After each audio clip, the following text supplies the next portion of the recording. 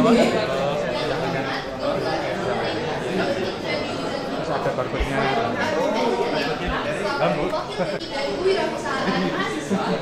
Yang terhormat Muhammad Aziz Muslim, ST MT PhD, selaku Ketua Departemen Teknik Elektro. Yang terhormat Insinyur Muhammad Fauzan Edi Purnomo, ST MT PhD, selaku Kepala Jurusan Departemen Teknik Elektro. Dan yang terhormat Pak Adarul Mutakin, ST MT, selaku Ketua dari pameran hari ini.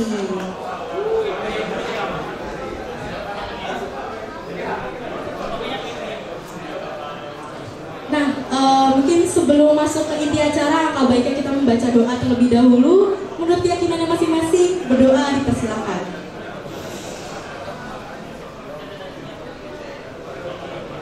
Berdoa tidak dapat dicukupkan. Baik, sebelum itu mungkin kita perkenalan dulu kali ya, Mai. Boleh banget. Baik, saya Naila. Dan saya Maya, selaku Master of Ceremony pameran Student Project Universitas Brawijaya.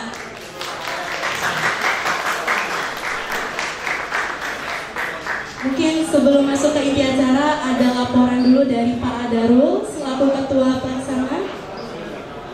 Baik, kepada Pak Adarul, waktu dan tempat kami persilakan. Assalamualaikum warahmatullahi wabarakatuh. Yang terhormat Wakil Dekan 1 Bapak Dr. Indradi, yang terhormat para ketua departemen dari seluruh departemen di Fakultas Teknik atau yang mewakili, Bapak Ibu Ketua Lembaga, Ketua Departemen Teknik Elektro, Bapak Ibu dosen yang telah hadir di sini, Bapak Ibu alumni, Bapak Ibu dari industri atau dari UMKM yang mungkin sudah hadir atau akan hadir hari ini. Terima kasih atas kehadirannya. Kami ingin melaporkan bahwa alhamdulillah pada hari ini kita sudah mencapai tahap di pelaksanaan pameran Capstone Design Project setelah 2 semester dilaksanakan. Ini adalah tahun ketiga pelaksanaan pameran yang dikoordinir seperti ini. Pelaksanaan pameran secara offline ini adalah tahun ketiga. Nah, pada tahun ini Capstone Design Project diikuti oleh sekitar 170 peserta dan 109 peserta yang terbagi dalam 43 kelompok. Jadi kalau hari ini hadir semua, berarti akan ada 43 kelompok. Tapi ada beberapa kelompok yang sepertinya tidak bisa hadir karena ada alasan. Yang mereka yang tidak bisa hadir akan melakukan pameran dan melanjutkan di semester depan. Jadi tidak ada pameran susulan di semester ini. Nah, Bapak Ibu, Capstone Design Project ini merupakan titik kulminasi dari perkuliahan, meskipun nanti masih ada ujung perkuliahan lagi yaitu skripsi. Tetapi ini adalah karya dari teman-teman di mulai dari semester 5 yang sebenarnya mereka masih mengikuti perkuliahan yang kemudian disempurnakan di semester 6. Kadang-kadang nanti akan sangat bervariasi, ada yang produk yang sudah sangat matang, ada yang setengah matang, mungkin ada yang masih perlu dibolak-balik supaya jadi matang. Ya. Nah, untuk itu Bapak Ibu kami mohon untuk bisa memberikan penilaian ke teman-teman ini. Nanti ada form secara online yang kami share, dan nanti dibagi lagi airboardnya oleh Mbak Putri dari Bapak Ibu sebagai penilai eksternal. Ya. Nanti untuk teman-teman mahasiswa bisa menilai dengan memberi saran dengan mengisi form penilaian pengunjung. Kemudian untuk setiap kelompok nanti akan melakukan presentasi setiap kelompok masing-masing mungkin sekitar 5 menit ya. Dimulai dari kelompok dari kelas A yang akhiri dari kelompok kelas F. Nanti akan dipandu oleh MC. Dan tiap kelompok masing-masing usahakan minimal mendapatkan pengunjung minimal 15 yang terdaftar ya, yang terdaftar melalui Google Form. Nanti akan kami share perkembangan dari jumlah yang memberikan masukan atau sudah memberi saran ke kelas masing-masing, kelompok masing-masing. Baik, demikian laporan dari kami. Mudah-mudahan apa yang kita lakukan ini akan mencapai tujuannya, yang memberikan pengalaman ke mahasiswa untuk melaksanakan proyek dari paper base, proyek di atas kertas, sampai kemudian mereka berhasil mewujudkan dan percaya diri membuat katalognya. Mereka saya bilang ini kalian harus berani jualan, meskipun mungkin produknya saya bilang tadi ada yang masih perlu dibolak-balik lagi untuk bisa masuk. Oke, baik, mohon maaf jika ada kekurangan. Terima kasih atas perhatiannya. Assalamualaikum warahmatullahi wabarakatuh. Untuk acara selanjutnya akan ada sambutan dan pembukaan dari Dr. Engineering Insinyur Indra Dwi Jatipur, STM Engineering Craft selaku Wakil Dekan Bidang Akademik. Untuk Pak Indradi, waktu dan tempat kami persilakan. Baik, bismillahirrahmanirrahim. Assalamualaikum warahmatullahi wabarakatuh. Yang kami hormati Pak Aziz selaku Ketua Departemen, Pak Fauzan, KPS 1, Pak Adarul, Kepala Laboratoriumnya nih, Pak Sudi. Oke, ada Pak Eka itu juga ya. Dan Bapak Ibu Ketua Departemen juga di lingkungan Fakultas Teknik beserta Bapak Ibu dosen dan yang saya banggakan mahasiswa Teknik Elektro. Mana ini mahasiswa Teknik Elektro? Ada? Ya. Jadi alhamdulillah hari ini saya sangat senang sekali karena baru mungkin 30 menit yang lalu ya Prof. Sudiono, Pak Oyong itu saya ke teknik industri itu juga melakukan hal yang sama. Di teknik industri ada expo juga mengenai capstone design. Hari ini juga ada teknik elektro yang capstone design. Yang menyenangkan ini apa? Karena di hari ini melihat ide-ide Anda semua. Jadi idenya saya lihat tadi, saya baru melihat satu Pak Aziz, tapi saya sudah tertarik Pak Aziz. Makanya saya bolak-balik tanya harganya berapa ini Mas. Ya. Kalau harganya tidak mahal saya mau satu Mas nanti. Ya. Karena memang saya kebetulan banyak kucing di rumah. Jadi kalau ada ini, karena yang istimewa ini mungkin saya belum melihat yang lain ya. Ini membawa artisnya langsung. Membawa kucing di sini, itu nanti artisnya dibayar ya Mas, jangan sampai nggak dibayar itu nanti. Ya, jadi saya melihat ini betul-betul istimewa dan saya melihat capstone desainnya teknik elektro ini juga tidak kalah dengan yang lain. Yang saya setuju dari Pak Darul tadi, memang masih perlu dihaluskan lagi ya Mas dan Mbak ya. Saya yakin kalau dihaluskan lagi, difokuskan, ini bisa mendapatkan nilai jual nantinya. Saya merasa ini misalnya yang kucing ini nanti lebih diperbaiki lagi desainnya segala macam. Saya belum lihat ke sana, tapi kok menarik ada air-airnya seperti itu. Itu untuk mandi ya Mas? Enggak. Buat ikan. Ada artisnya ikan enggak di situ? Ada. Oh, semua bawa artis masing-masing loh. Jangan lupa dibayar nanti artisnya. Dan saya yakin saya dulu berapa tahun yang lalu juga mengikuti yang elektro dan menarik-menarik. Ini saya yakin ide-ide Anda tahun ini juga akan lebih menarik lagi. Harapan saya kegiatan ini terus ditingkatkan dalam segi kualitas agar memang yang dihasilkan nanti itu memang langsung bernilai jual. Mungkin itu sekaligus untuk menutup mengakhiri sambutan saya izin untuk membuka kegiatan expo ini. Dengan izin Bapak Ibu dan mengharap ridho Allah Subhanahu wa taala, mari kita sama-sama membaca Bismillahirrahmanirrahim. Dengan ini kegiatan Exhibition Capstone Design Project CDP semester ganjil 2024-2025 program studi sarjana teknik elektro dinyatakan dibuka. Terima kasih. Kami akhiri. Assalamualaikum warahmatullahi wabarakatuh. Nah, CDP itu, pameran ini merupakan bagian akhir dari proses pembelajaran mata kuliah proyek perancangan yang dirancang untuk mengasah keahlian profesional mahasiswa dalam menghadapi berbagai tantangan teknis maupun sosial di kehidupan nyata. Melalui proses ini, mahasiswa dilatih untuk mendefinisikan masalah, mengembangkan solusi, berkomunikasi secara efektif, dan bekerja dalam tim.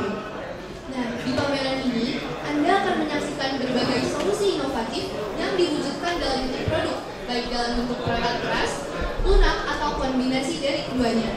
Semua masalah yang diangkat merupakan permasalahan nyata yang relevan dengan kebutuhan masyarakat dan industri. Sebagai bagian dari hasil mata kuliah ini, mahasiswa tidak hanya menghasilkan laporan dan poster, tetapi juga produk yang akan didemonstrasikan dan dipresentasikan kepada Anda semua.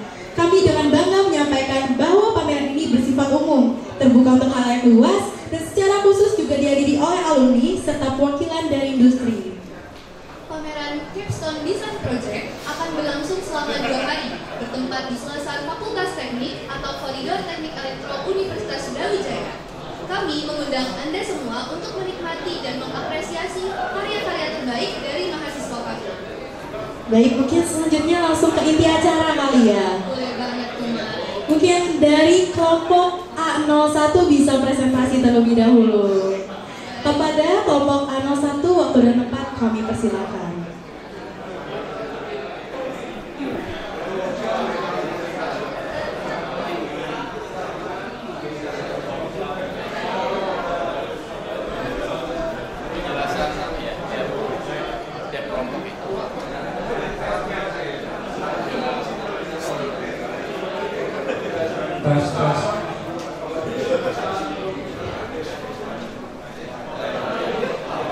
Oke, selamat pagi semuanya.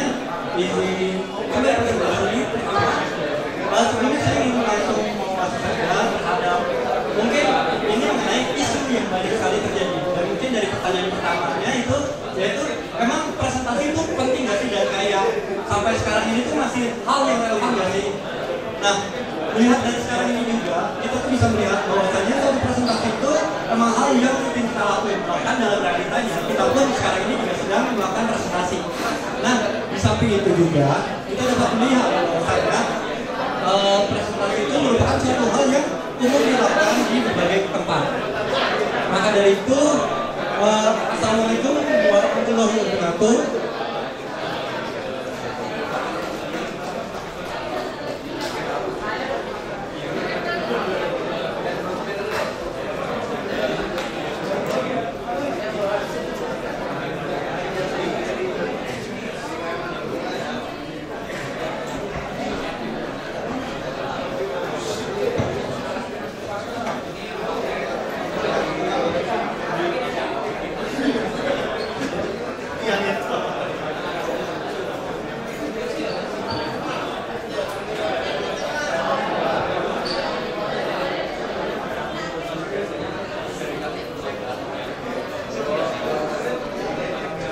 Oke, ya mungkin saya sambil saja. Jadi, sebelumnya perkenalkan, nama saya Rahmat Ramandika. Saya bersama teman saya yaitu ada Nazari Zanati, ada Alisa Jaya Permatasari, dan juga Yefta Joshua. Perkenalkan, kami dari kelompok A01. Di sini saya akan membawakan tentang alat kami, di mana alat presensi praktikum yang saya menggunakan RFID untuk laboratorium. Nah, mungkin kembali ke latar belakang sendiri.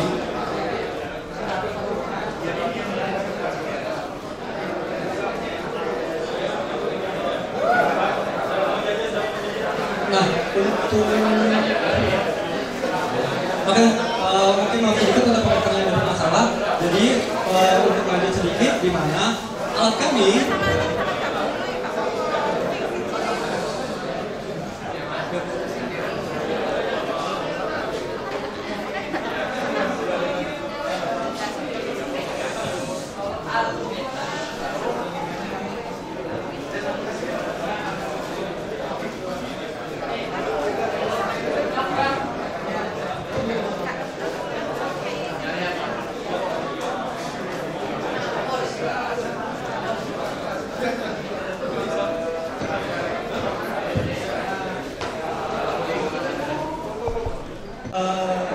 sebelumnya, oke. Alat kami itu alat presensi praktikum real time menggunakan RFID untuk lab laboratorium dan komunikasi jaringan. Di mana latar belakangnya sendiri kita menyadari bahwasannya presensi manual itu masih banyak sekali kendalanya. Pertama dari kurangnya efisiensi terhadap waktu, lalu juga terhadap keamanan di mana menggunakan presensi manual itu banyak sekali celah untuk melakukan kecurangan. Dan juga untuk data atau hasil dari presensi tersebut, di mana hasil tersebut yang masih menggunakan kertas, jadinya tidak memiliki kesempatan dari data tersebut bisa berceceran atau tidak terjaga terhadap aman. Ditambah lagi, di mana banyaknya dari hasil pada kertas tersebut masih dipindahkan ke komputer yang membuat itu menjadi tidak efektif. Maka dari itu, kelompok kami berinisiatif untuk berubah dari presensi dari manual itu menjadi presensi menggunakan RFID yang terintegrasi dengan sistem cloud. Pada alat ini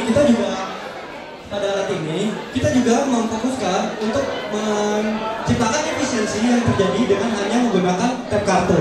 Di samping itu dengan adanya kamera, itu juga untuk meningkatkan keamanan dari alat ini untuk memvalidasi data yang masuk. Di samping itu dengan terintegrasinya dengan cloud, alat ini juga akan terhubung secara online sehingga data-data yang masuk bisa diolah dari manapun dan kapanpun. Target dari alat ini pada awalnya yaitu pada lab komputasi dan jaringan. Tetapi semakin majunya kita melihat bahwasanya alat ini dapat diimplementasikan di berbagai tempat, seperti kelas ataupun di ruangan-ruangan lainnya. Dan juga alat ini sudah berstandar seperti yang dapat dilihat di ISO 13443-2001, ISO 27001-2013 dan SOI 212-2011. Nah, cara kerjanya di mana alat ini menghubungkan RFID, kamera dan juga sistem cloud yang terintegrasi dengan komputer, di mana komputer tersebut akan mengambil data ID dan juga gambar, lalu data tersebut akan dikomparasi oleh data yang ada di cloud.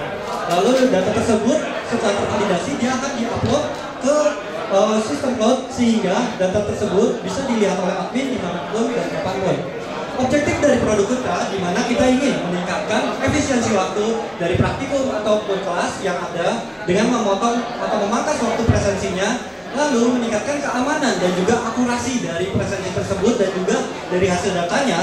Kita juga ingin untuk meningkatkan manajemen dan juga mempermudah pengolahan dari datanya.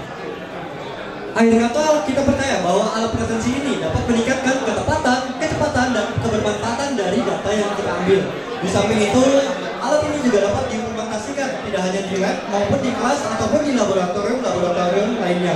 Akhir kata, kami dari kelompok 1 ucap kata terima kasih. Wassalamualaikum warahmatullahi wabarakatuh. Terima kasih kepada kelompok A01. Mungkin selanjutnya bisa lanjut ke kelompok A02. Waktu dan tempat kami persilakan. Exhibition Capstone Design Project CDP tahun 2024-2025. Di sini saya akan menjelaskan tentang produk kami dari kelompok A02 yang berjudul WFT Ultrasonic Flight Thermoil atau alat pemeriksaan alat berbasis gelombang ultrasonic pada rumah makan. Nah, untuk tim kami sendiri terdiri dari 5 orang, ada Habib Sayyidin, ada saya Bila Hidayah Cerita, ada saya Tasya dan saya Budaya Sedang Berubah dan Muhammad Sinibia.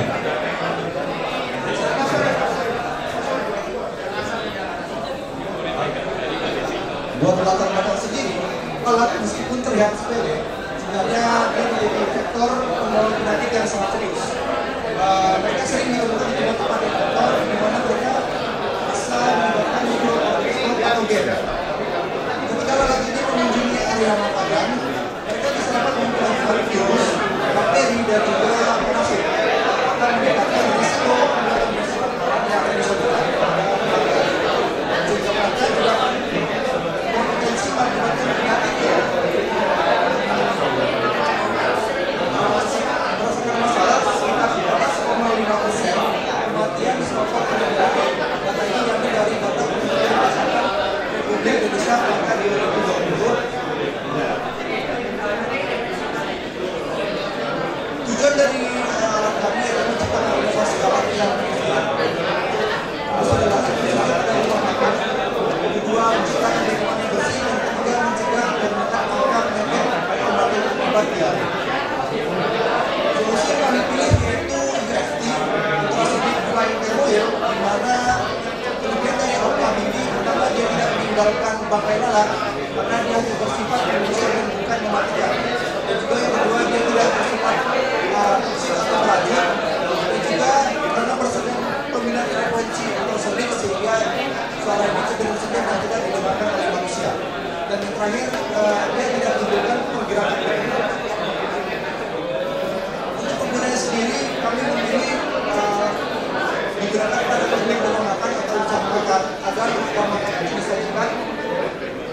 pengujian bebas dari alat dan juga lingkungan yang bebas dari serangan alat.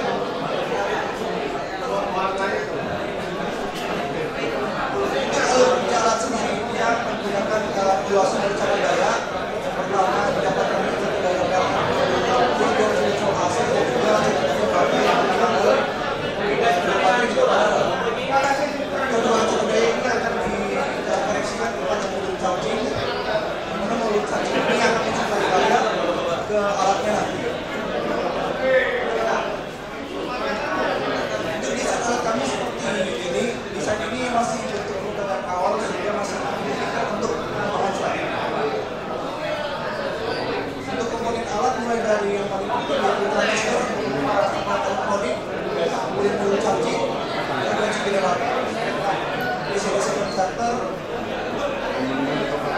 kemudian baterai, soket, baterai dan juga yang paling penting yaitu sensor print dan juga sensor masuk itu sendiri. Untuk daya produksi alat kami menghabiskan sekitar 271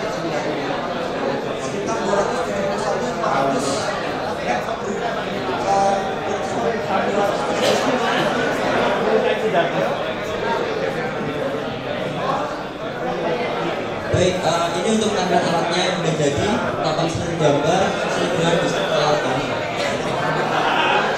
Untuk alatnya, ini alat sebelum assembly, lalu sebelah kanan itu PCB board yang sebelum kita wiring.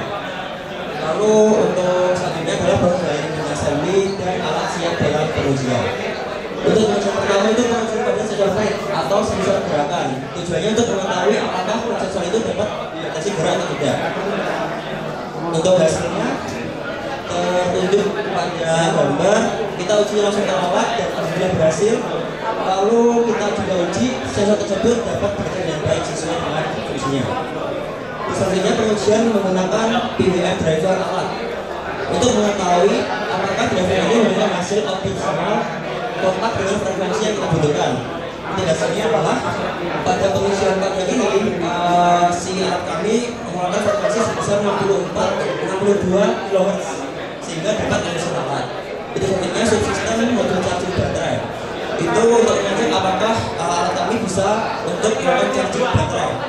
Dan setelah diuji, alat kami menggunakan daya sekitar 3,92 volt sehingga dapat melakukan fungsinya sebagai charging baterai. Sehingga kesimpulannya adalah alat kami berhasil menciptakan integrasi yang efektif antara sistem. Sehingga keberhasilan ini akan menyelesaikan fungsinya guna mencapai tujuan penggunaan alat dengan menggunakan gelombang operasional. Powernya berapa, jangkauannya berapa meter? Untuk powernya itu di itu 3,82 volt. Power itu dayanya. Baik Pak, untuk power baterai sendiri itu 1500 kita paralel jadi 3000 mAh. Berdasarkan pengujian secara matematis kita bisa hidup alat ini sekitar 15 jam tanpa berhenti. Satu baterai. Dua baterai Pak, berarti satu baterai 7,5 jam. Terus coverage areanya berapa? Coverage areanya berapa? Kalau berdasarkan atau di sini sekitar 1 meter Pak. Ya karena kita target penggunanya itu merupakan rumah makan yang dimana yang di etalase rumah makan itu kan tidak terlalu besar Pak. Makanya kita hanya mengatur sekitar 1 meter. Sebenarnya berdasarkan kapasitas atau maksimal sensor ini bisa mengukur sampai 7 meter Pak. Kalau diameternya sampai 20 meter berapa? Power yang dibutuhkan alatnya seperti apa? 20 meter itu ya, lingkar ya? Lingkar ya? Diameternya 20 meter 2 meter sana, 2 meter kayak gitu. Kalau pengujian kami alat ini di 1 meter itu Ya maksudnya sampai buat yang 20 meter dan 1 meter. Nanti proposal kirim Pak J, kasih ke saya ya. Siap Pak. Ya, 20 meter ya. Oke Pak. Kasih. Terima kasih Pak. Baik, terima kasih atas pertanyaannya. mungkin dapat kami akhiri dari kelompok A02. Terima kasih. Assalamualaikum warahmatullahi wabarakatuh.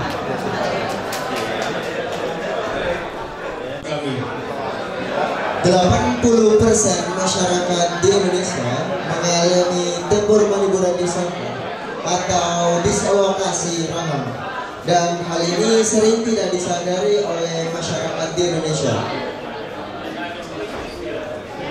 Tempur manibular disorder merupakan penyebab utama nyeri non-dental di daerah orofasial dan memiliki peringkat kedua sebagai kelainan yang menyebabkan rasa sakit dan disabilitas. Berdasarkan studi epidemiologi pada tahun 2019, 87 masyarakat Indonesia mengalami temporomandibular disorder dan 48% mengeluhkan rasa nyeri. Nah, TMD sendiri merupakan gangguan yang mempengaruhi otot pengkunyahan dan sendi temporomandibular atau TMJ, disebabkan oleh hiperaktivitas otot di sekitar area wajah. Dan lantas bagaimana apabila kondisi tersebut tidak diatasi? Posisi kondilus akan bertranslasi lebih jauh sehingga pada daerah TMJ atau temporomandibular joint akan mengalami kerusakan, sehingga daerah yang seharusnya simetris itu mengalami pergeseran seperti dilihat pada gambar. Next. Jadi solusi yang ditawarkan saat ini itu tidak memenuhi kriteria. Jadi terdapat ketergantungan obat, terus nyeri tidak menunjukkan efek mereda, dan juga mungkin untuk solusinya yaitu injeksi kortikosteroid yang bersifat invasif atau berbahaya bagi kesehatan. Sebenarnya rekomendasi dari kita yang kita tawarkan untuk mengatasi permasalahan saat ini yaitu mengidentifikasi adanya kelainan pada aktivitas otot, menyediakan efek pereda nyeri, menginterpretasikan klasifikasi keparat TMD, dan merekomendasikan exercise serta terintegrasi aplikasi secara real time. Maka dari itu dengan bangga kelompok A03 mempersembahkan alat temporomandibular terapi temporomandibular disorder menggunakan metode TENS berbasis teledentistry dengan monitoring EMG terintegrasi Internet of Things. Baik, di sini merupakan sistem monitoring dari aplikasi, di mana di dalam electrical box terdapat komponen-komponennya. Pertama adalah PCB, sensor yang kita pakai adalah sensor EMG. Dan sensor EMG ini akan mendeteksi tingkat keparahan atau aktivitas listrik otot pada bagian otot temporer dan juga mesenter, di mana hasil pembacaan akan diinterpretasikan pada aplikasi smartphone. Next. Metode pelaksanaan kami kita laksanakan selama dari Mei sampai November 2024, meliputi studi literatur, perancangan desain teknik, pembuatan prototipe dan aplikasi, serta pengujian dan evaluasi. Metode pelaksanaan dan juga studi literatur, terus perancangan sistem desain, kami menggunakan Eagle, Fusion 360, Cinema 4D, dan juga Cordula. Selanjutnya terdapat relasi pembuatan alat dengan dokumentasi seperti berikut. Berikut merupakan video penggunaan alat dari dimulai masuknya aplikasi dan penggunaan alat temporomandibular disorder dengan posisi duduk pastinya dan pergerakan sesuai dari arahan dokter penanggung jawab. Terus sensor elektromiografi akan mendeteksi aktivitas listrik otot dan menunjukkan interpretasi dari klasifikasi keparat TMD. Selanjutnya juga terdapat sistem terapi yang menggunakan metode TENS. Di sini mungkin seperti simpelnya itu seperti terapi listrik otot. Di sini juga terdapat konsultasi dengan dokter dan juga real time monitoring dari dokter penanggung jawab serta evaluasi dari penyakit TMD sendiri. Dari sistem kerjanya terdiri dari input, proses, dan output sebagai separate TMD interpretasi sebagai berikut. Untuk kondisi normal dipengaruhi oleh presentasi kontraksi otot masseter dan temporalis sebagai berikut. Dan untuk kondisi tidak normal, kontraksi otot temporalis dan masseter berikut dibagi menjadi 3 kondisi, yaitu mild TMD, moderate TMD, dan severe TMD. Selanjutnya sistem terapi Teammates dimulai dari aplikasi untuk metode yang sudah ditentukan oleh dokter penanggung jawab.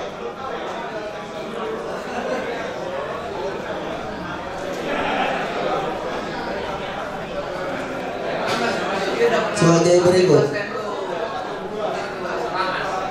Selanjutnya untuk prediksi penerimaan masyarakat memperoleh respon yang baik sebesar 93%.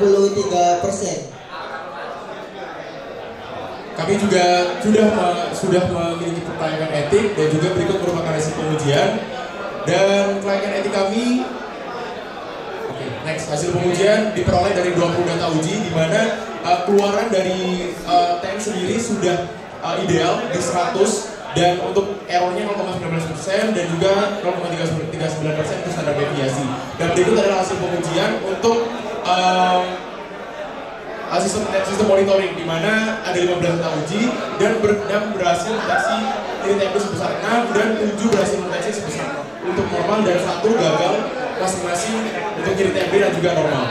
Dan memiliki akurasi sebesar 86,67%. Hasil pengujian TMD menunjukkan penurunan tingkat keparunnya sebesar 58,35%. Dan untuk komparasi sistem monitoring sebagai berikut dengan sistem konvensional. Untuk sistem terapi sebagai berikut.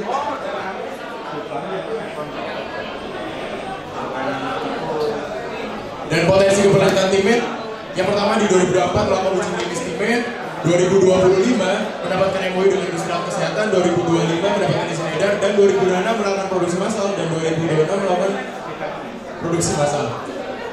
Nah, kesimpulan dari aspek sosial meningkatkan kualitas hidup penderita nyeri otot dan menambah wawasan membaca, aspek kesehatan, monitoring dan terapi dengan integrasi aplikasi, dan aspek ekonomi dapat meredakan nyeri serta mampu merekam kontraksi otot rahang. Baik, sekian presentasi dari kelompok kami. Selanjutnya kurang lebih mohon maaf apabila terdapat salah kata. Terima kasih. Wassalamualaikum warahmatullahi wabarakatuh.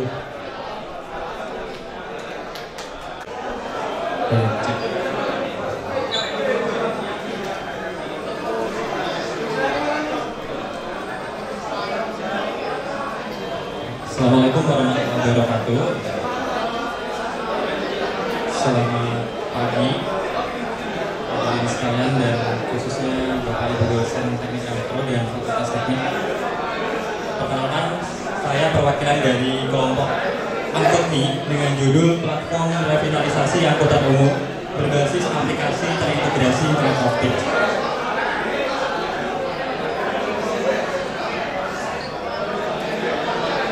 Oke, jadi permasalahan yang kami angkat yang pertama adalah mengenai kemacetan di Kota Malang. Kemacetan di Kota Malang ini setelah kami identifikasi, penyebab utamanya adalah kurangnya fasilitas angkutan umum, kurangnya fasilitas kendaraan umum.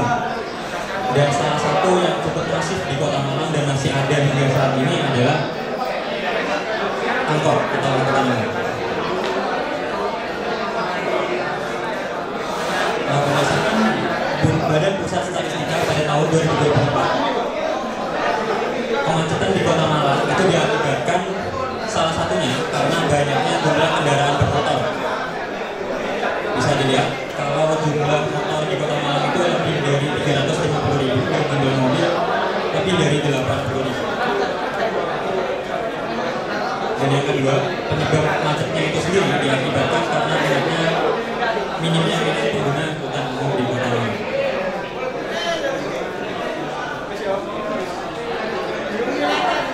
Oke, untuk alat kami sendiri, deskripsi user akan dibagi menjadi dua. Yang pertama yaitu supir angkot yang akan mengontrol hardware-nya, dan yang kedua adalah masyarakat Malang yang dapat mengakses website yang telah kami buat.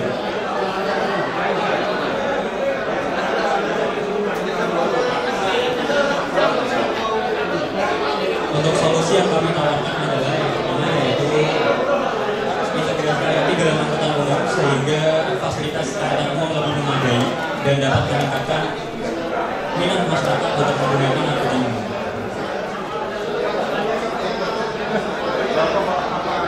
Dengan melalui aplikasi yang dapat menunjukkan posisi angkutan umum secara real time akan dapat membantu pengguna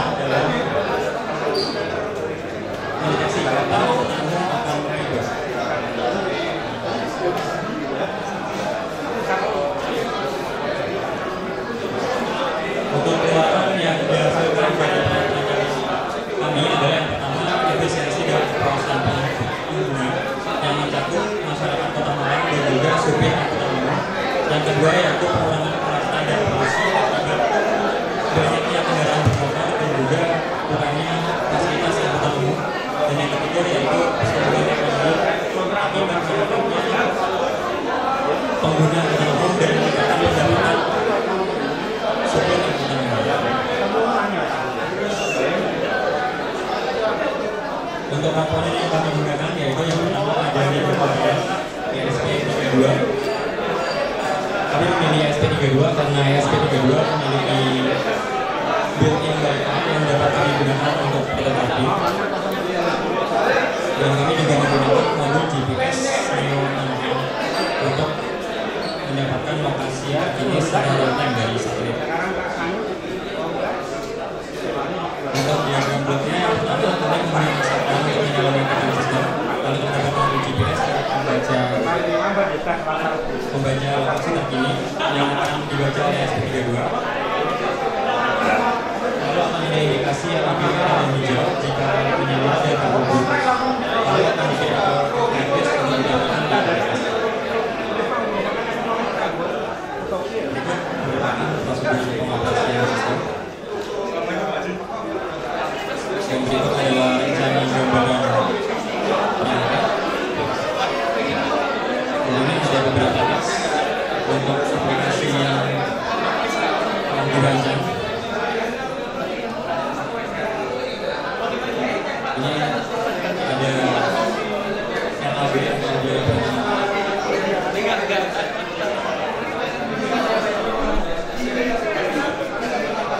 ini adalah hasil akhir dari perangkat yang sudah kami buat. Jadi di dalamnya terdiri dari microcontroller dan juga interface.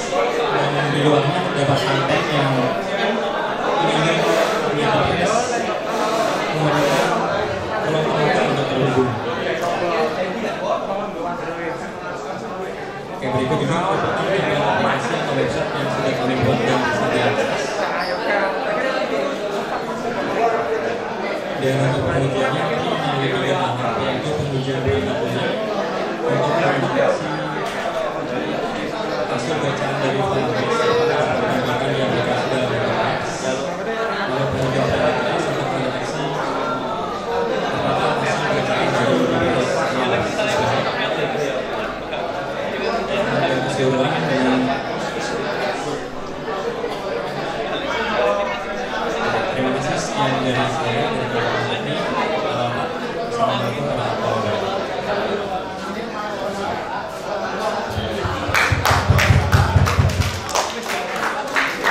Baik, terima kasih pada kelompok A04. Selanjutnya aku Ketua Departemen Teknik Elektronik Universitas Brawijaya yang juga sebagai dosen pembimbing untuk mata kuliah proyek perancangan saya dan teman-teman ini. Sebenarnya perkenalkan nama saya Didi Satya Abadi, saya mahasiswa ini, dan ada satu rekan-rekan saya yang kebetulan belum bisa menghadiri pameran pada hari ini karena kan sedang mengikuti magang yang lain. Ada Muhammad.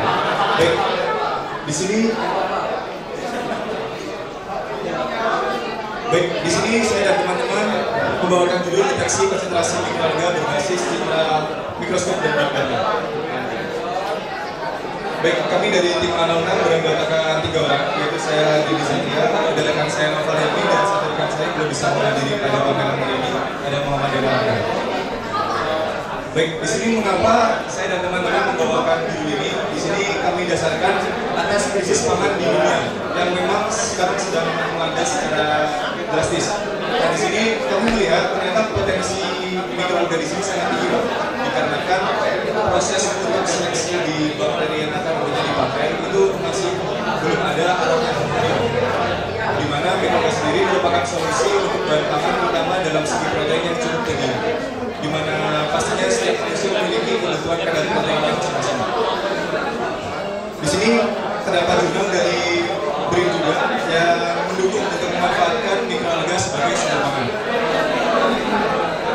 Di sini terdapat 4 masalah yang kami rumuskan. Yang pertama antara lain masih banyaknya kesalahan dalam identifikasi jenis mikroalga. Di sini masih banyak kebingungan atau persentase kesalahan ketika spesies mikroalga. Lalu yang kedua masih waktu dan efisiensi lingkungan. 3 representasi dan terakhir keterbatasan teknologi penyimpanan. Di sini judul yang kami bawakan bertujuan untuk mensolusikan dari 4 masalah yang membawakan tadi. Antara lain yang pertama, membangun model baru untuk menghitung jumlah keluarga multispesies dengan akurasi tinggi. Lalu yang kedua, menghitung konsentrasi jumlah dan jenis keluarga yang memang baik dan benar. Yang terakhir, membantu mengurangi krisis keluarga. Oke, mengapa mikroalga? Di sini terdapat 3 alasan. Yang pertama, mikroalga sendiri tidak memakan tempat yang cukup banyak. Di sini merupakan tujuan kami untuk mengurangi sampah. Lalu yang kedua adalah kandungan kerja tinggi. Dan yang terakhir, proses pengelolaannya yang sangat mudah. Di sini terdapat juga kami lampirkan perbandingan kandungan dari mikroalga chlorella dan Moccharella. Baik, untuk deskripsi maksudnya di sini kami menawarkan berupa mikroskop portable karena alat ini ditujukan untuk portable, bisa mengakses di beberapa laboratorium dan langsung ke pertaniannya. Kemudian alat ini juga menggunakan teknik Euro versi 8 sehingga hasil deteksi citra yang telah diambil oleh mikroskop dapat terdeteksi secara otomatis menggunakan model deep learning. Berikut merupakan tambah alatnya, yang bawah itu merupakan kombinasi hardware yang dipadukan nantinya dengan di aplikasi. Untuk komponennya secara garis besar dapat komponen backlighting untuk mengatur tingkat kecerahan sehingga citra yang dihasilkan dari mikroskop dapat menghasilkan hasil maksimal sehingga nanti pendeteksian oleh deep learning menghasilkan citra yang lebih akurat. Di sini merupakan salah satu alur kerja kami. Oleh karena kita brainstorming terkait ide, di sini kami juga mengajak satu teman kami dari teman-teman FTP, di mana kami menyampaikan terkait izin penggunaan laboratorium dari teman-teman FTP untuk menganalisis spesies mikroalga sendiri. Lalu yang kedua, di sini ada proses pre-processing, di mana kita melampirkan sampel image processing serta codingan dalam Google Colab. Berikutnya, kita juga mendesain desain 3D melalui Inventor untuk desain prototipe kami. Berikutnya, kita juga membuat front end dan back end aplikasi. Dan terakhir, kita langsung menguji melalui aplikasi yang telah kami buat. Baik, ini merupakan testing dan alat yang kami gunakan.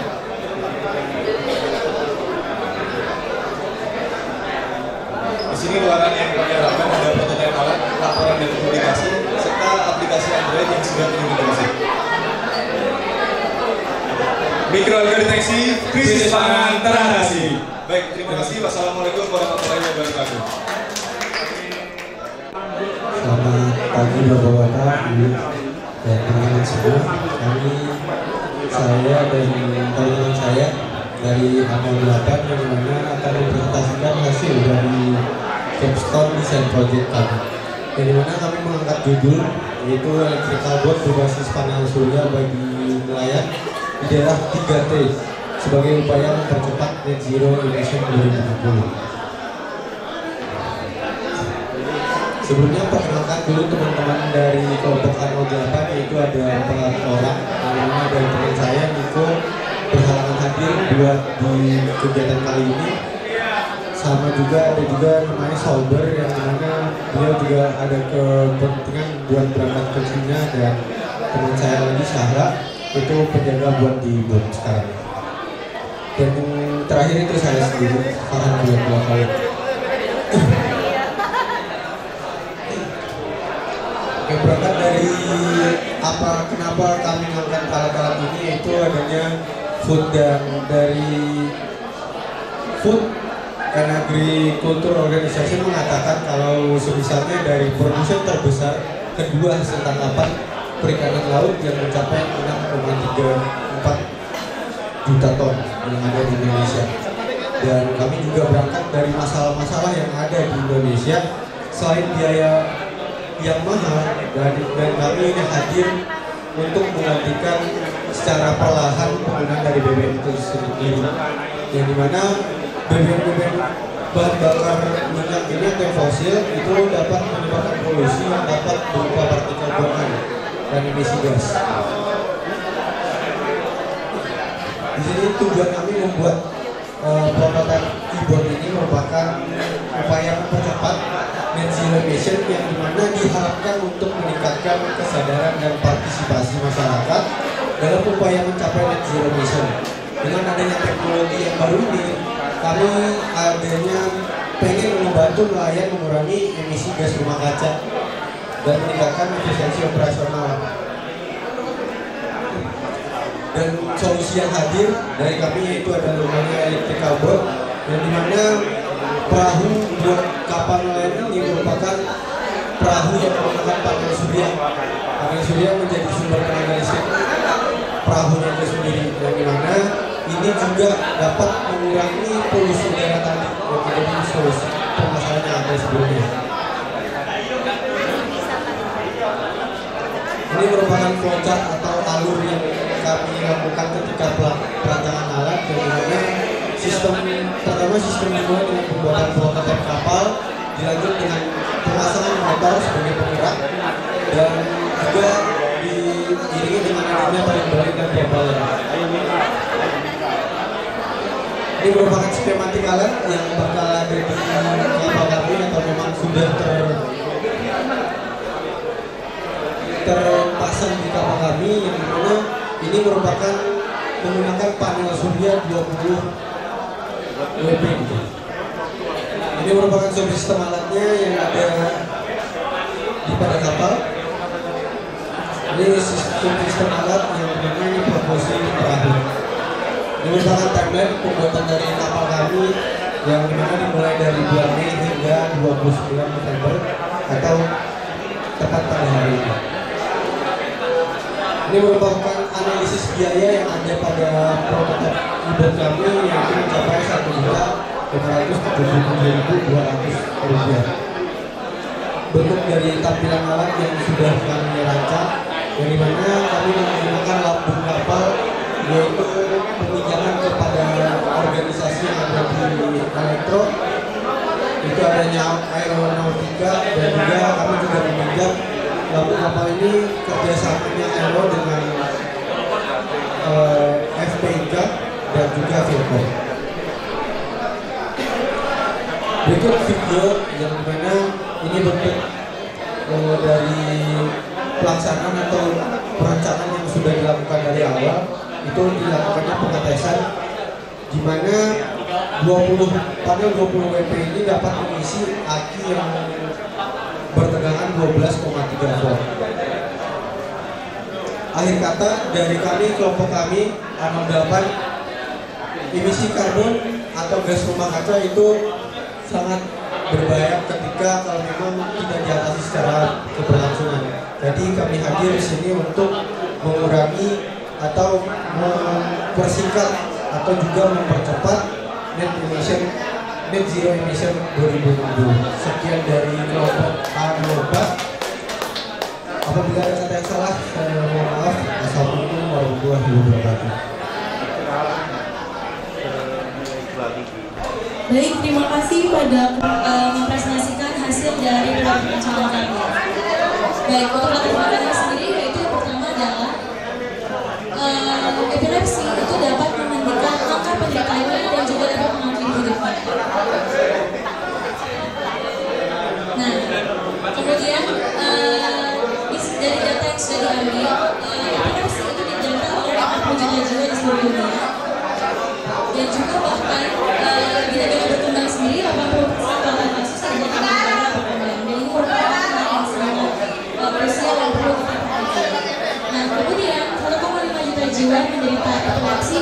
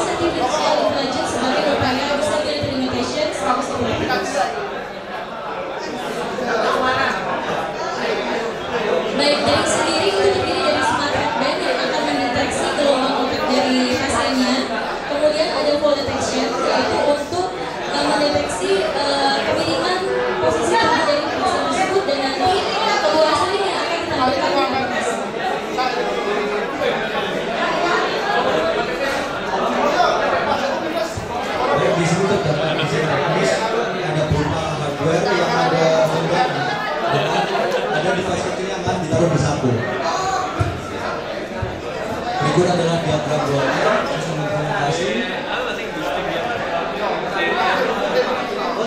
Dan kemudian kita ada juga kondisi ketika tidak normal atau abnormal.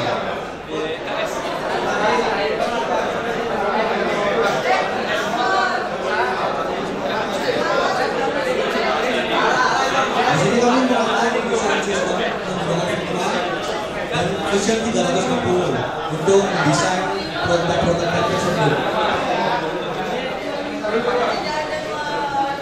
Nah, ini adalah hasil prototipe kami yang berupa perdana dan juga aplikasi.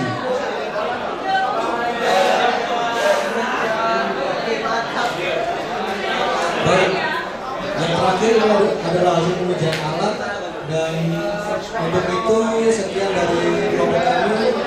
Wassalamualaikum warahmatullahi wabarakatuh.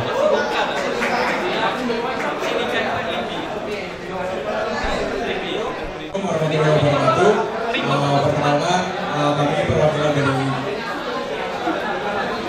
kelompok 9 proyek perencanaan 2 dengan judul elektrifikasi papan raya menggunakan panel surya dan mata listrik. Yang pertama, tim kami terdiri dari 5 orang. Ada Septian Adi Prasetyo, Haryadi, Afif, Rasid, dan Adit. Untuk tujuan penulisan dari proyek perencanaan kami yaitu yang pertama sebagai penjelasan implementasi dan pengujian prototipe proyek elektrifikasi kapal nelayan menggunakan panel surya dan mata listrik. Yang kedua itu sebagai evaluasi dan verifikasi dalam perancangan JDP, dan yang ketiga sebagai hasil final mata kuliah proyek perencanaan 2. Untuk implementasinya yaitu seluruh perangkat keras akan dipasangkan dalam perahu sesuai dengan desain yang telah tersedia, di mana panel surya akan dipasangkan di atas perahu sebagai fungsi pengonversi energi, lalu akan dipasangkan langsung ke dalam CC atau charge control yang berfungsi sebagai protektor sekaligus penghubung antara panel surya dan juga baterainya. Lalu akan disambungkan ke baterai itu untuk modul pengisian, lalu untuk modul penggunaan output dari baterai akan langsung disambungkan ke dalam motor untuk menggerakkan propeller yang menyebabkan perahu dapat bergerak. Jadi pengujian itu ada dua. Yang pertama pengujian sistem bagian untuk melihat bahwa itu sebagai penanda bahwa energi matahari dapat mengubah jadi energi baik. Untuk warna merah, sistem penggerak motor DC itu untuk melihat kondisi motor dengan bagian propeller bergerak dari mana. Ini kalau ada gambarnya yang pertama itu ada motor panel surya 5 volt, 1 volt dan 2 KA. Lalu ada mobilisasi controller yang berjenis TP4056. Lalu ada baterai ada 50 yang dapat diisi ulang.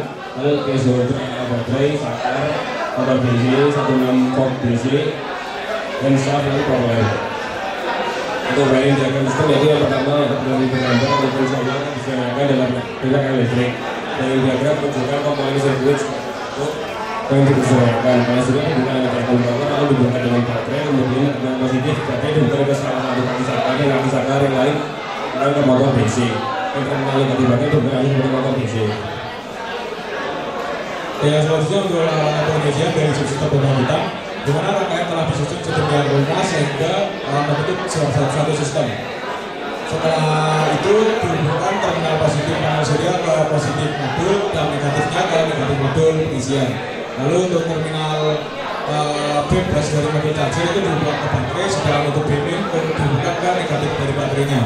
Lalu kita perhatikan apabila suatu sistem tersebut dalam modul ada warna LED yang muncul, itu berarti modul telah tersusun dengan benar. Untuk modul LED yang berwarna biru dia terisi penuh, sedangkan yang merah belum terisi penuh. Untuk tampilannya seperti ini, itu kondisi perahu ketika tidak terkena matahari, dan pada saat LED berwarna itu berarti perahu tersebut terkena matahari sehingga membuat panel surya dapat mengkonversi energi sinar matahari menjadi energi listrik. Lalu langkah-langkah pengujian sistem penggerak motor DC itu case holder baterai dihubungkan dengan saklar yang berfungsi sebagai on-off motor DC. Lalu saklar tersebut dihubungkan dengan terminal posisi motor DC, dan terminal negatif case holder baterai dihubungkan dengan terminal negatif motor DC. Motor DC dihubungkan dengan propeller pada ujung. Lalu posisi propeller yang dihubungkan dengan motor DC dipasang ke bawah agar propeller tidak tenggelam ke air sehingga dapat memberi gaya dorong pada kapal. Kalau untuk kondisi paling baik, yaitu kondisi mereka berputar dan tidak berputar. Kalau kesimpulan dan saran, jadi yang selanjutnya kesimpulan dasaran, di mana dalam proyek kami ada 2 kesimpulan, yaitu untuk pengujian sistem pengisian baterai dan pembangkitan. Pada hasil pengujian tersebut, prototipe alat dapat berhasil mengonversi energi matahari dan energi listrik yang digunakan untuk mengisi baterai. Yang kedua, untuk sistem penggerak baterai. Pada hasil pengujian ini, prototipe dapat berhasil mengonversi energi listrik yang tersimpan dalam baterai menjadi sumber energi kuat yang digunakan oleh propeller sebagai pendorong kapal. Dalam proses pembuatan proyek rancangan kami tentunya diukur dengan adanya saran. Dimana untuk saran kami ke depan ya pada proyek selanjutnya lebih dilengkapi lagi untuk alat monitoringnya seperti berjalan mundur maupun berbelok melalui microcontroller maupun secara manual. Sekian presentasi dari kelompok A09. Apabila ada salah kata kami mohon maaf. Para ibunya terima kasih. Ditutup. Wassalamualaikum warahmatullahi wabarakatuh.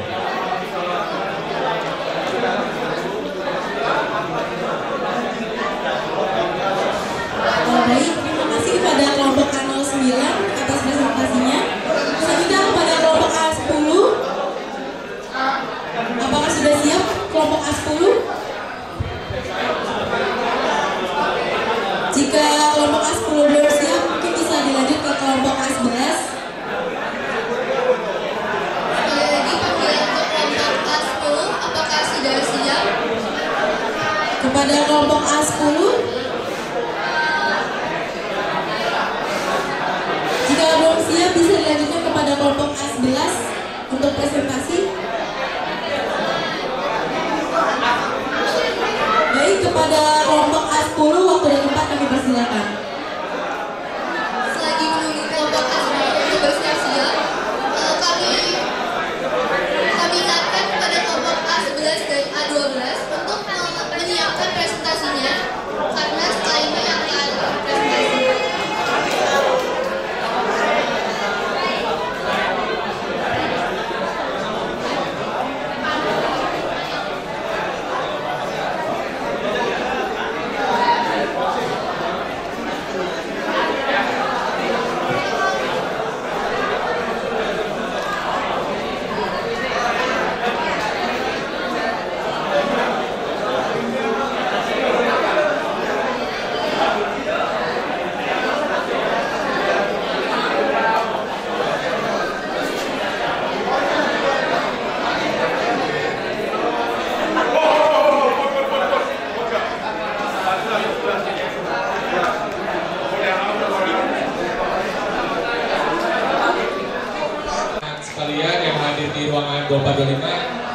Untuk saat ini yang presentasi adalah kelompok A10, yaitu kelompok saya sendiri, dengan judul CDP yaitu IoT Communication Model and Rural Area by Access Point. Ya, ini untuk teman-teman kami di kelompok kami ini ada 3 orang dengan Ahmad Sobri sebagai ketuanya dan Gifari, dan bersama saya sendiri yaitu Harta Rastonika. Jadi kita lanjut ke latar belakangnya aja. Buat apa sih kita melakukan penelitian seperti ini? Jadi sebenarnya latar belakang ini adalah di Indonesia ini sekitar 12.000 orang, sekitar 12.000 desa itu belum ada akses internet sama sekali. Nah, jadi dari ini kita mengembangkan dengan bersama IoT. Nah, dari IoT ini itu dapat meningkatkan efisien berbagai pekerjaan seperti di bidang pertanian maupun bidang perikanan.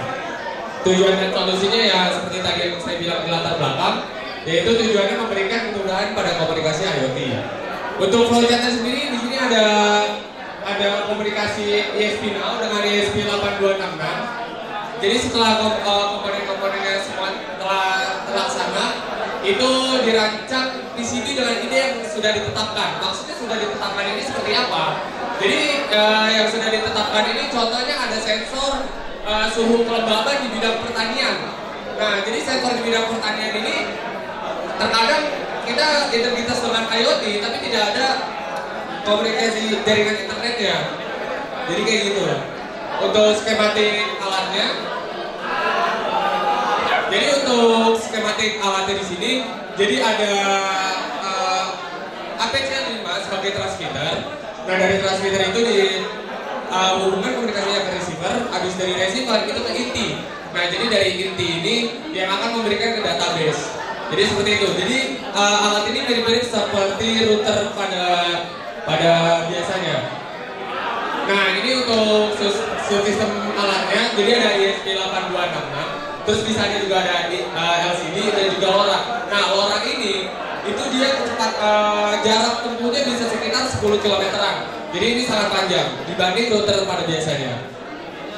Sistem alatnya juga ada di sini baterai LiPo, ada juga switch dan adaptor 5 volt 1 ampere. Nah, ini untuk analisis biayanya, timernya juga kita sudah laksanakan, yaitu pada pameran CDP di bulan November ini.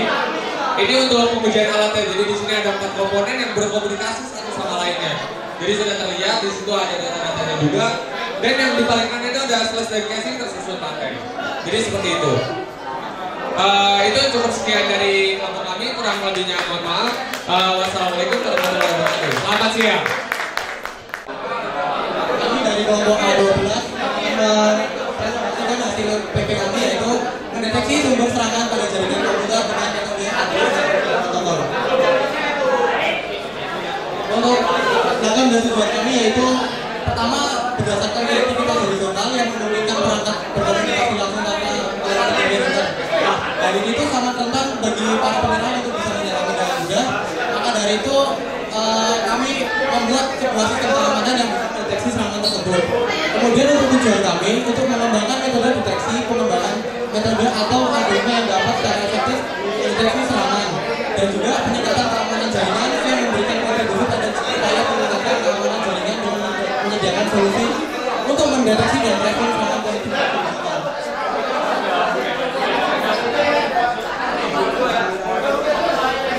Info sekilas tentang alat kami yaitu seperti ini. Alat ini dirancang untuk mendeteksi potensi sumber serangan jaringan real-time.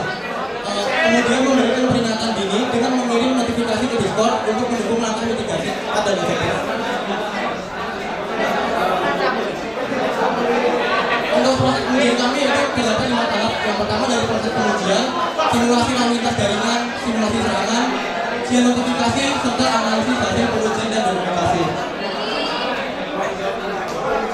Itu adalah alur kerja alat kami, yang dimana dari ASPI itu tuh tersambung ke jaringan lokal, dan dari jaringan lokal itu kita tuh akan mendeteksi adanya IP address yang ditangkap dari ASPI tersebut. Kemudian dilakukan anomali deteksi, dan dari anomali deteksi itu akan disampaikan melalui notifikasi lewat bot Discord. Untuk hasil dari pengujian kami yaitu seperti berikut. Yang pertama adalah simulasi serangan yang terdeteksi. Di situ terdapat paket-paket IP address yang sudah disimpan, dan juga itu ada grafik frekuensi notifikasi alert yang terjadi pada satu hari, dan juga hasil notifikasi Discord. Untuk video profil kami yaitu seperti ini.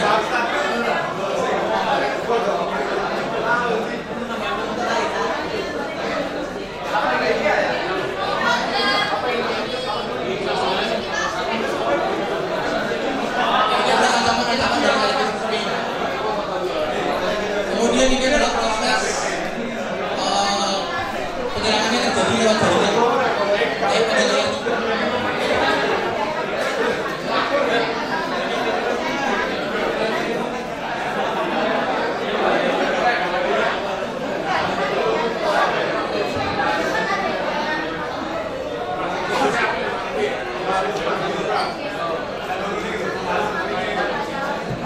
Sekian dari kelompok kami. Terima kasih kehadirannya. Wassalamualaikum warahmatullahi wabarakatuh.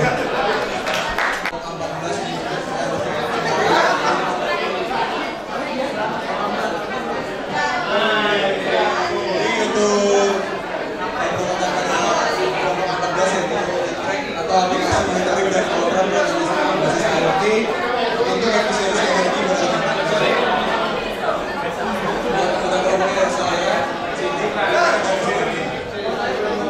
untuk permasalahan di sini yaitu Kementerian SDM sudah menyebutkan bahwa konsumsi listrik di Indonesia sepanjang 2023 mencapai 1.237 MWh. Ini menunjukkan kenaikan sebesar 14% dari tahun sebelumnya.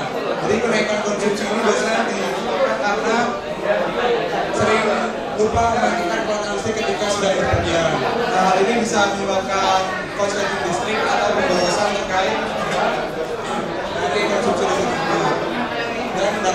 menyimpulkan pembukaannya ketika membayar listrik.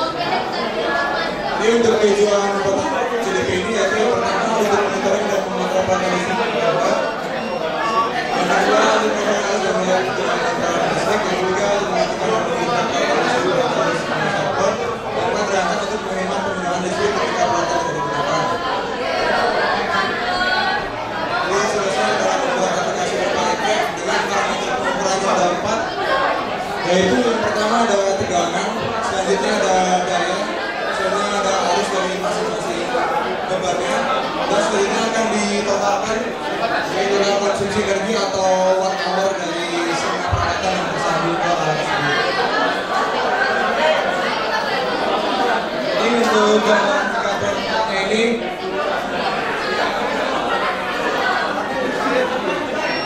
alat ini berfungsi untuk memantau dan memantau konsumsi daya listrik secara real time menggunakan modul SP, stasiun PZM 04 dan PMBS. Dari dua modul ini membaca tegangan arus dan daya yang kemudian dikalkulasi menjadi total daya dan energi kumulatif. Data ini dikirim ke PMBS setiap 15 detik, di mana PMBS sudah menyediakan kontrol untuk mengatur melalui aplikasi PPA.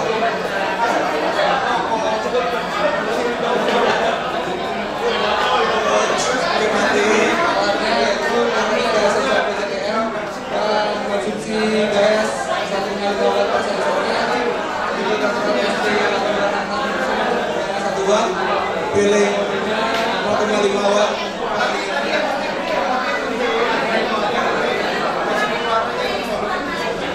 Sistemnya 1 watt.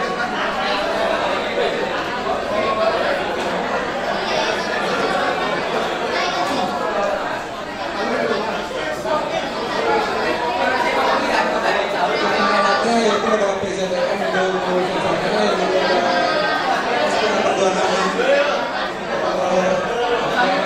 ada sensor dan hubungan ke gas, relay untuk pengawasan perangkat elektronik yang terhubung seperti mematikan dan menghidupkan perangkat melalui gadular. Sistem perangkatnya yaitu ada dua, yaitu ada gadular, yaitu platform yang digunakan untuk membuat aplikasi untuk mengamankan data dan komponen relay. Yang kedua ada Firebase. Firebase digunakan untuk menyimpan data dan mengontrol perangkat secara real time. Untuk pengujian kedua sistem ada 5 parameter, ada waktu respons, operasi pembacaan data, stabilitas komunikasi, konsumsi daya, dan tingkat ketersediaan sistem. Untuk waktu responnya hanya 5 detik, dan operasi pembacaan data, stabilitas komunikasinya 98%, konsumsi dayanya 0,5 watt untuk total dari semua alatnya, dan tingkat ketersediaan sistemnya 20%. Berikut merupakan tampilan alat dan aplikasi dari Proprek. Jadi sekian presentasi dari kelompok A14. Apabila ada pertanyaan boleh dimaafkan. Wassalamualaikum warahmatullahi wabarakatuh.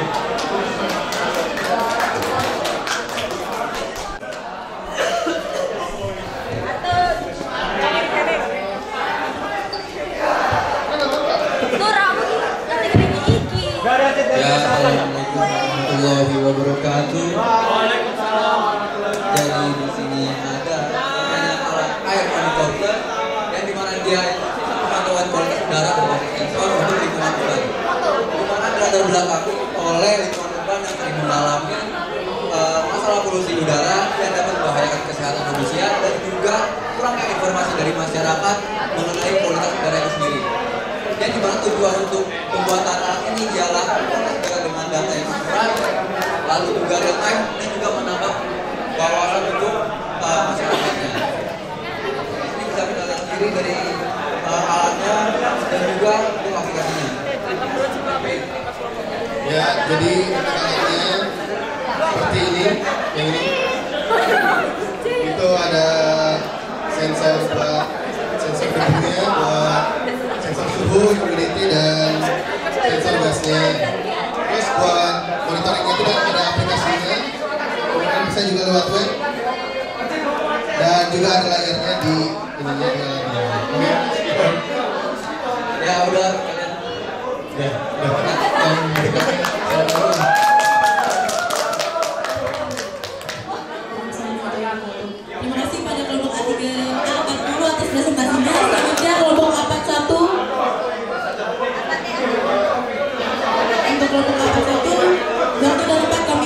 persilakan.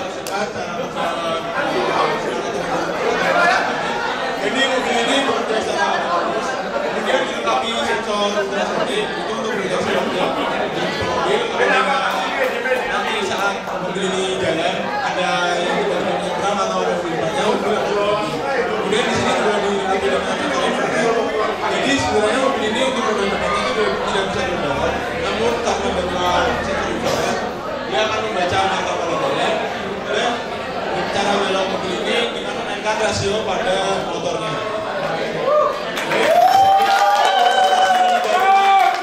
Kelompok A41, kalau yang tipu langsung datang ke Ibu. Terima kasih.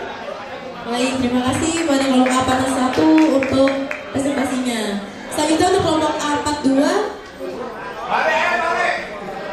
Untuk kelompok A42, waktu dan tempat kami persilakan.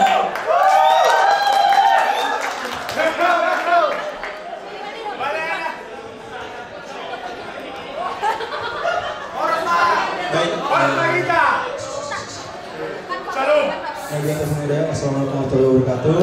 Shalom, Om Swastiastu, Namo Buddhaya. Jadi kami dari kelompok Kerjo akan menjelaskan mengenai hasil pelajaran kami mengenai smart data portable with Induction Technology. Dari beberapa ini kami mengintegrasikan ada beberapa komponen. Yang pertama ada LCD, lalu ada mini GPS induction, lalu ada button, lalu juga ada sensor suhu, dan juga terakhir ada relay.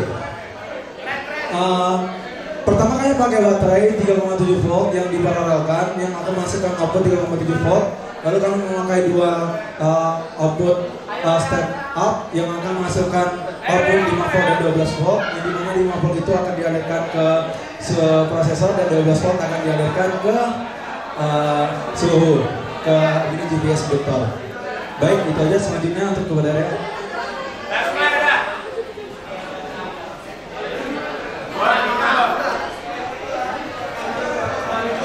Oke teman-teman, sekarang aku akan menjelaskan apa itu Kerjo. Kerjo itu singkatan dari Emir, Zaka, Rea, dan Jona. Itu namanya adalah Induction Technology, desain portable, dan dapat menampung banyak air. Nah, tujuan kita membuat alat ini yaitu adalah memudahkan para pendaki gunung dan pecinta alam memudahkan untuk mensterilkan air yang ada di tempat tersebut. Dan mungkin sekian dari kami yang tertarik silahkan ke booth kami. Terima kasih. Terima kasih pada kelompok A42 atas presentasinya. Selanjutnya untuk kelompok A46, apakah ada? Kelompok A46. Untuk kelompok A46 apakah ada? Jika tidak ada, lanjut ke kelompok A47. Untuk kelompok A46, waktu dan tempat kami persilakan.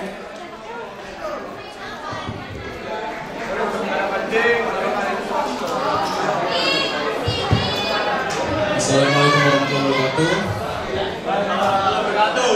Jadi kami dari kelompok A46 mengenai produk PV Solar Panel Tracking System, yaitu solar panel yang mampu men-tracking sesuai dengan arah datangnya sinar matahari. Latar belakang dari pembuatan produk ini adalah mengenai peningkatan kebutuhan energi oleh kemudian dominasinya di bakar fosil di saat ini, kemudian juga pemanfaatan energi terbarukan yang ini diincar untuk menjadikan gerakan transisi untuk energi hijau, dan juga perkembangan penyerapan energi yang digunakan pada solar panel menggunakan sistem thermal system. Kemudian tujuannya dari pembuatan ini adalah yang memanfaatkan sumber energi matahari, kemudian mendukung transisi dari penggunaan energi fosil ke energi yang lebih terbarukan, dan juga meningkatkan efisiensi penerapan sumber matahari dengan memaksimalkan pemakaian melalui tracking system kepada seluruh matahari. Selanjutnya untuk keunggulan motornya pertama efisiensi energi yang tinggi, lalu otomatis dan akurat dan ramah lingkungan. Berikut adalah sistem kerja mulai dari input, proses, dan output. Lalu untuk kesimpulannya, alat ini bisa memaksimalkan penyamaan sinar matahari mulai dari 20% hingga 40%. Terima kasih atas perhatian. Wassalamualaikum warahmatullahi wabarakatuh. Terima kasih untuk kelompok A46 atas presentasinya. Selanjutnya untuk kelompok A47, waktu dan tempat kami persilakan.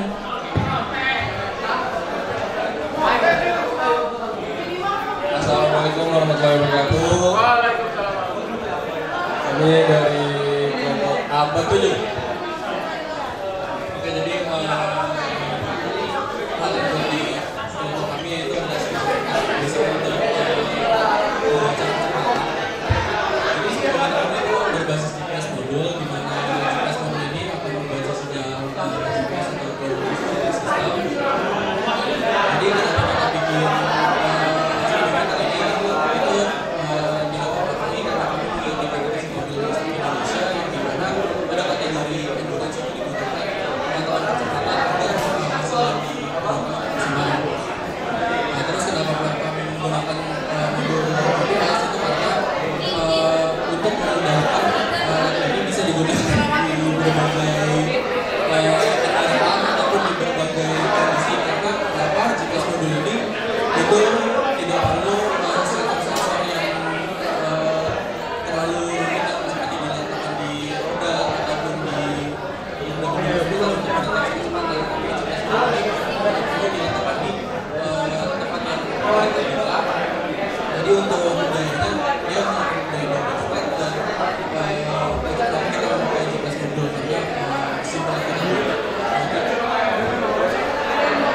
kemudian ke alat itu terdiri dari USB32 sebagai input controller, kemudian layar TFT sebagai tampilan layarnya untuk speedometer, kemudian GPS modul sebagai sensor.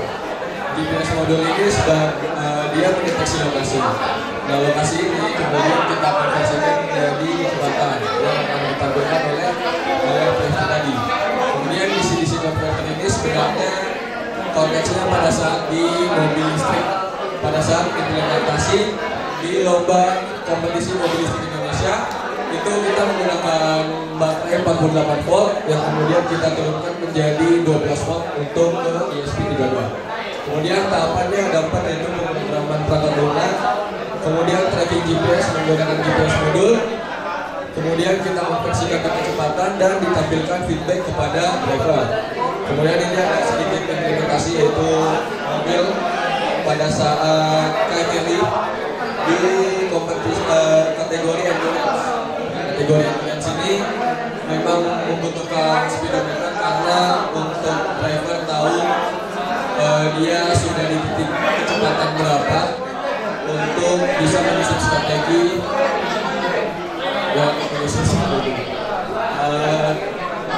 kira-kira cukup dari kami. Wassalamualaikum warahmatullahi wabarakatuh. Terima kasih pada kelompok A47 atas presentasinya. Selanjutnya kelompok B49, waktu dan tempat kami persilakan. Untuk kelompok B49, jika tidak ada dari B49 bisa langsung ke B50 aja.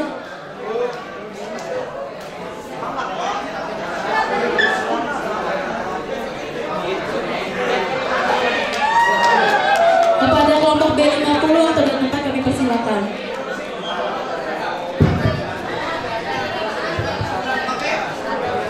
Assalamualaikum warahmatullahi wabarakatuh. Selamat siang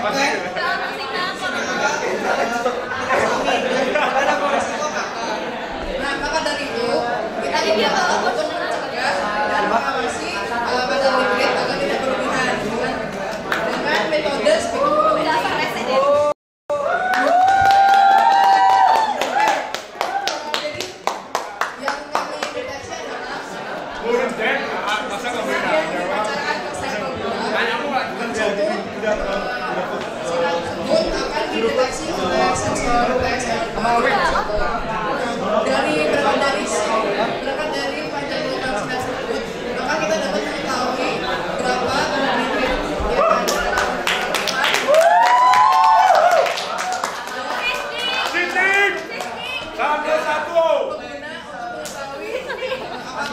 Bagian konsumsi itu aman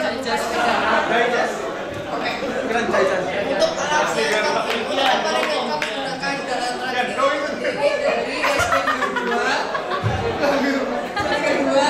kalau ada polymonosalus sebagai sensor cahaya dan untuk mengambil datanya menggunakan SPM. Oke, mungkin sekian dari kami.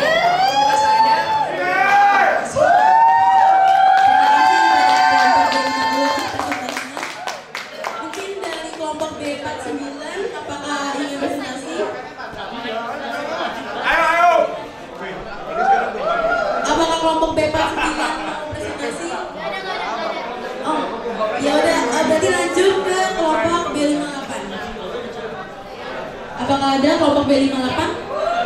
Apakah ada kelompok B58? Waktu dan tempat kami persilakan.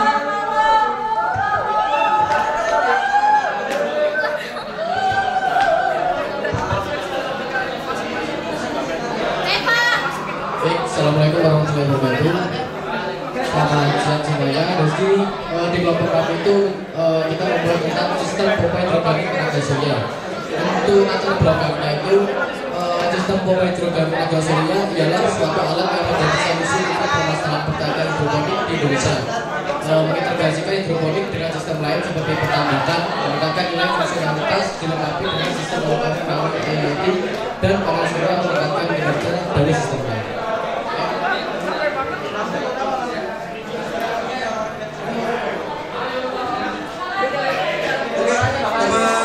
Jadi untuk latar belakang di sini kami lihat global latar belakang yang menjadi salah satu permasalahan dari waktunya ini. Untuk yang pertama, teman-teman pasti sering melihat bahwasanya sistem yang ada itu sangat bergantung dengan sumber listrik yang berasal dari PLN. Oleh karena itu kami menemukan sebuah solusi di mana kami menyediakan sumber daya alternatif yang lain dengan menggunakan panel surya sebagai sumber daya cadangannya. Kemudian untuk yang kedua, tentu saja untuk hasil pertanian yang dihasilkan oleh produksi hidroponik di Indonesia itu masih kurang dikarenakan tidak adanya sistem monitoring yang memadai. Oleh karena itu, kedua aspek tersebut menjadi permasalahan yang menjadi latar belakang kita pada kali ini. Untuk tujuannya itu yang pertama tentunya kita menunjang produktivitas petani khususnya pada petani di Indonesia yang menggunakan hidroponik dengan pemanfaatan sumber energi alternatif untuk melakukan produktivitas. Kemudian untuk keunggulan dari produk kami itu yang pertama menggunakan berbagai sensor penunjang kebutuhan tanaman, terus kemudian sistem integrasi IoT memungkinkan monitoring 24 jam secara real time.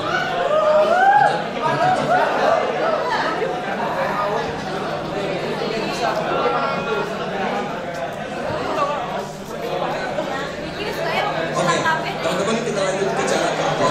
Jadi dari sistem monitoring yang kita buat ini ada 3 tahap di mana sistem ini bekerja. Untuk yang pertama, sistem itu membaca data-data parameter-parameter yang menjadi parameter untuk hitung dari hasil hidroponik ini. Itu dibaca oleh sensor.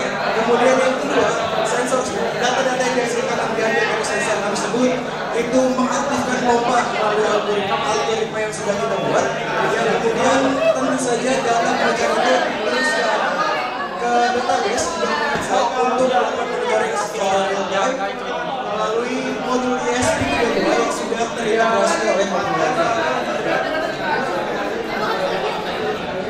Mungkin itu saja dari B58. Kurang lebihnya terima kasih, mohon maaf. Sekian, assalamualaikum warahmatullahi wabarakatuh.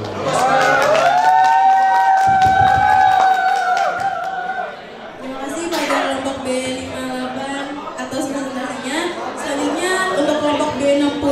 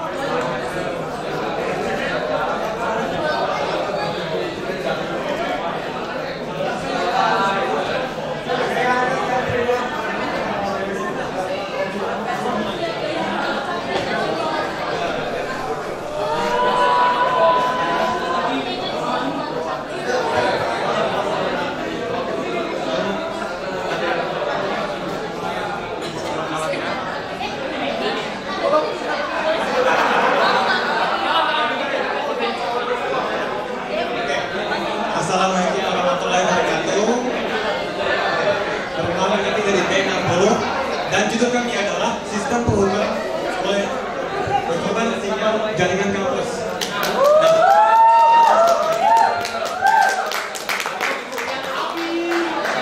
Untuk masalahnya, mungkin kalian sudah melihat beberapa tempat di kampus P ini, di gedung A, gedung B, gedung E, itu ada beberapa tempat yang dimana tidak ada jangkau multi edulum ataupun MPLS. Nah, tujuan kami itu untuk memetakan di mana saja lokasi yang dijangkau oleh dari kampus ini. Nah, ini alatnya cukup kecil, tadi terisi dari SP32 ini. Ini pakai 3D printing. Cara kerjanya, ini SP32 nya akan melakukan scanning dulu, scanning dari PPT yang ada. Kemudian setelah scanning, yaitu akan mesh network. Dia akan melakukan informasi antara SP1 dan SP2 ini. Kemudian setelah bertukar informasi, dia akan mengirim ke sebuah server. Servernya itu bisa dilihat di tablet-tablet yang kalian pegang itu. Oke, untuk yang seperti itu seperti yang sudah kalian perhatikan. Di situ bisa dilihat hasil dari monitoring wifi-nya seperti SSID, SSID, ini nah di situ nanti kalian bisa melihat data dari setiap SSID sama bagaimana datanya tiap node-nya untuk bisa dicari dapat aksesnya. Nah, untuk servernya sendiri itu ada di B, jadi kalian bisa akses pakai perangkat kalian sendiri, pakai laptop atau smartphone, atau kalian gabung ke wifi UB.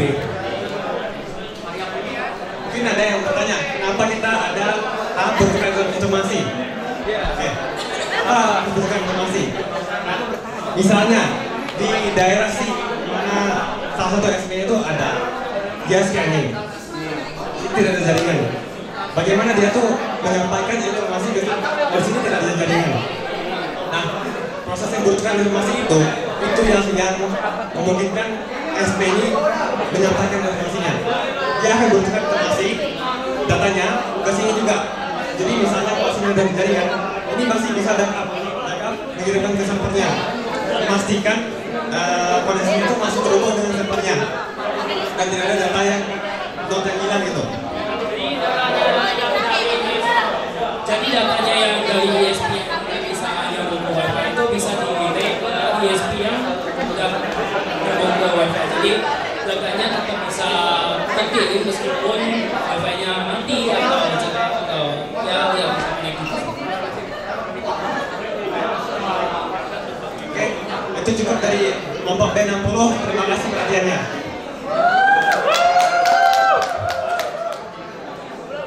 Terima kasih kepada kelompok B60 atas presentasinya.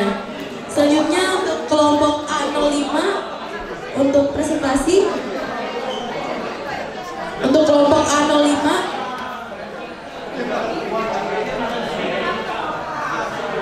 untuk kelompok A05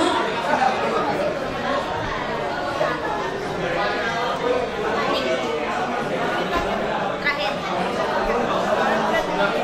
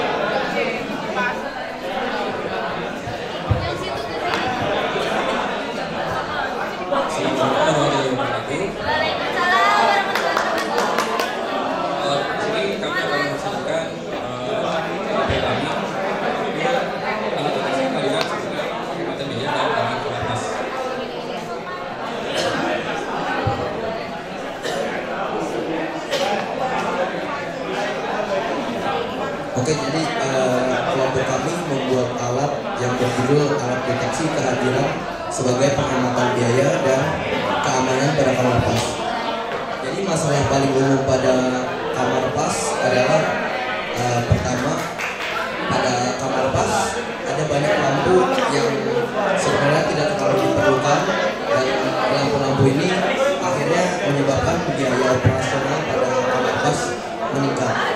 Kemudian masalah kedua adalah karena kamar pas juga adalah tempat yang agak sepi dan jarang dikunjungi oleh orang-orang, maka terkadang kamar pas juga digunakan sebagai tempat untuk melakukan hal-hal yang tidak sesuai, seperti hal yang tidak sesuai. Lalu solusi yang ditawarkan dari kelompok kami adalah kami membuat alat pendeteksi kehadiran manusia dengan sensor termal di kamar pas yang berbasis IoT. Dengan alat ini, lampu di kamar pas akan menyala ketika ada manusia di dalamnya, dan alat ini akan memberi indikator pada luar kamar pas sehingga staf pada kamar pas akan mengetahui jika ada orang di dalamnya. Hal ini kami pikirkan juga agar kamar pas akan lebih digunakan dengan semestinya dan tidak ada kesalahpahaman antara customer ataupun staff. Oke, jadi untuk alatnya yang bisa di sini kami menggunakan teknologi sensor thermal, yaitu sensor thermal. Jadi untuk mendeteksi manusia di sini menggunakan sensor thermal, dan juga kami menggunakan microcontroller USP1 ini yang ini dihubungkan dengan sebuah interface untuk melakukan monitoring. Untuk alatnya bisa dilihat di sini. Rancangan sini ada PCB dan juga ada aplikasi untuk memudahkan instalasi yang nanti akan disampaikan. Mungkin sekian dari jawaban kami. Kurang lebih mohon maaf. Assalamualaikum warahmatullahi wabarakatuh.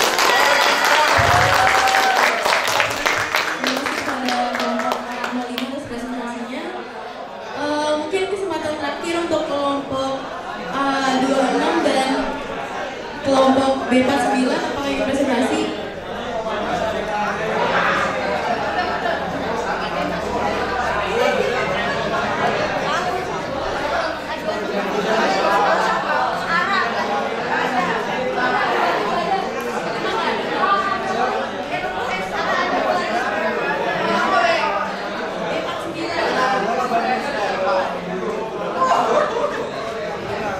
Mungkin sekian dari aku.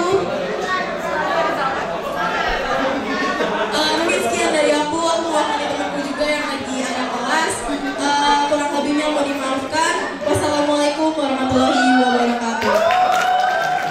Terima kasih untuk semuanya sudah presentasi. Selamat. Untuk yang pastikan ini ya dosennya mungkin sudah mengunjungi kalian. Ini saya lagi mengunjungi untuk kelas F. Kalau tidak ada ya apa-apa, nanti mungkin kalian diminta presentasi lagi Mas Puas. Baik, untuk hari ini terima kasih kita sudah melaksanakan, tapi jangan dibongkar dulu. Targetnya kita akan tutup acara ini di jam 3 ya. Jam 3 kita jadwalnya jam berapa? Jam 3 atau jam 2? Ya, jam 3 ya. Mungkin kalau nanti jam 14.30 boleh kita tutup ya. Nanti kita tutup sampai jam 3 sudah bersih. Ya, sebentar ya. Kita tunggu pengunjung yang lain dulu. Silahkan menikmati acara suasana pamerannya. Saya sedang menginformasi di atas. Terima kasih.